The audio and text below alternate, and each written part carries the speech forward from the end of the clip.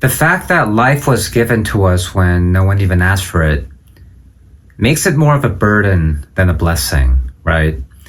And yet, we're constantly convinced to be grateful every single day.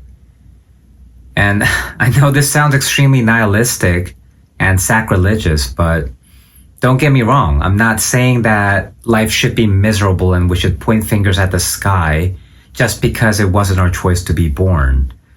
After all, life is what you make of it, right? But when life gives you lemons, you gotta do what you gotta do.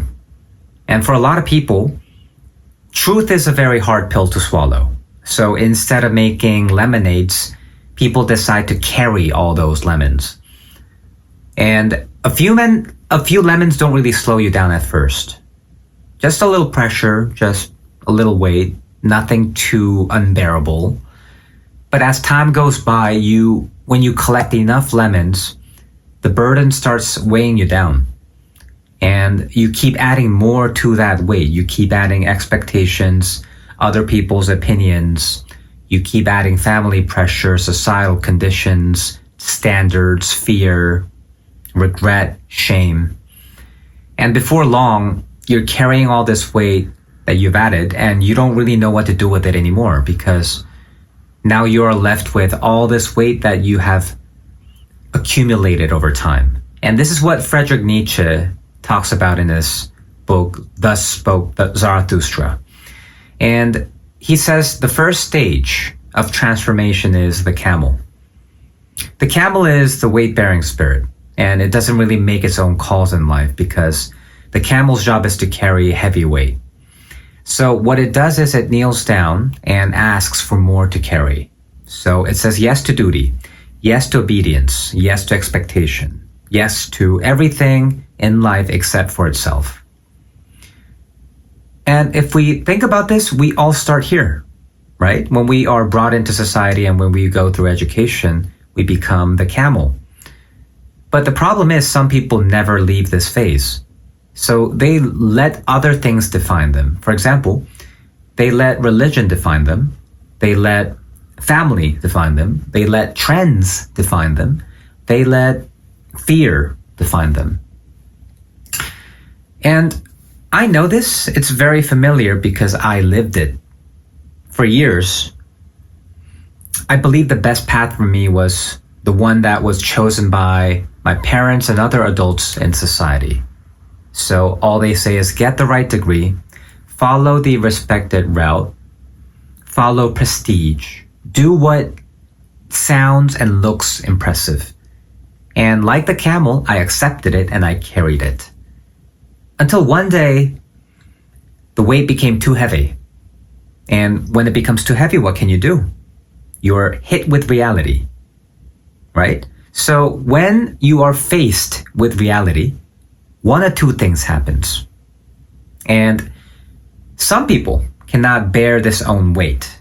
So what they do is they collapse, which is exactly what is happening in Korea. And even in the US, it looks like there is a steady increase in the number of people who end their own lives. But that is still half of what's happening in Korea. The second thing that you can choose is others transform. And this is when people go into that second stage. And the second stage is the lion. The lion is a spirit that says no. So it rejects standards. No to false expectations. No to inherited values. No to living someone else's life. So what the lion does is it reclaims territory and becomes the freedom-seeking spirit and takes back control. It takes back control of its own life.